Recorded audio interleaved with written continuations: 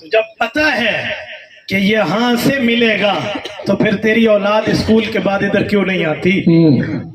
پھر تیری بیٹی کالج تو جاتی ہے ادھر پڑھنے کیوں نہیں آتی؟ یہاں لوگ کہتے ہیں مولوی تقی اور نوسی ذہنیت والے، شرم کرنی چاہیے۔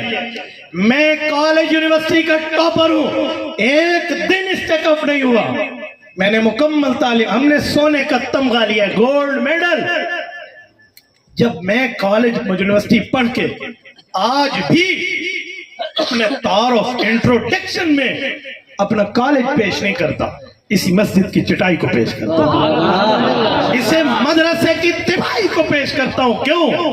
دنیا میں بھی تعارف یہی رہے، قبر میں بھی تعارف یہی رہے۔ آج کہا جاتا ہے کالج سے ہٹ گیا، دنیا میں نہ ہٹ گیا، مدرسے میں چلا گیا تو اس کی معلومات نہیں ہوں گی، وہ لائٹڈ ماؤنٹ ریشن والا اور روشن دماغ نہیں بنے گا۔ میں نے کہا جی ہم سے آ کر شیئر کر لو اپنی معلومات۔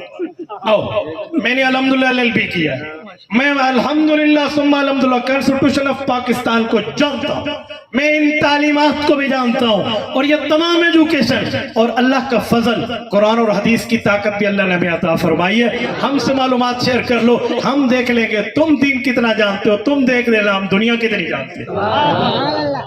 ادھر ادھر کے معاملات ڈال کے علماء کو پریشر رائز کہ جی مولوی معاشرے کا چھوت، ایسے نہیں ہے۔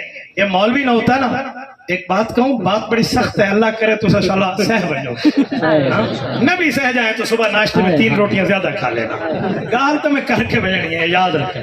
میں ہر جگہ جملہ کہتا ہوں، میں کہتا ہوں سنو، مولوی نہ ہوتے نا، تیری امی اور تیرا ابا اور امی کہلانے کے مستحق نہ ہوتے، وہ ہوتے بوائے فرینڈ اور گرل فرینڈ، GF اور BF۔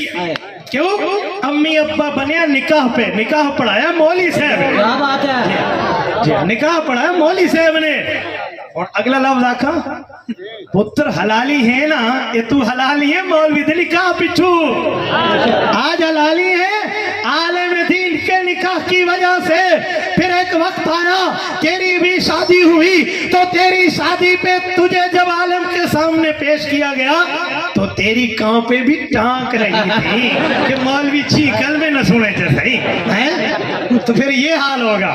مولوی صاحب بھائی میں کوئی جلدی والا نکاح تھا، کوئی شپاٹو لامے آنا مولوی کوئی، ہاں اس وقت یہ حال۔ چلو مولوی صاحب نے نکاح پڑھا دیا، اللہ نہ کرے جب کوئی دنیا سے جائے گا تو تیرا جنازہ بھی عالم دین پڑھائے گا، یہ حافظ قرآن پڑھائے گا۔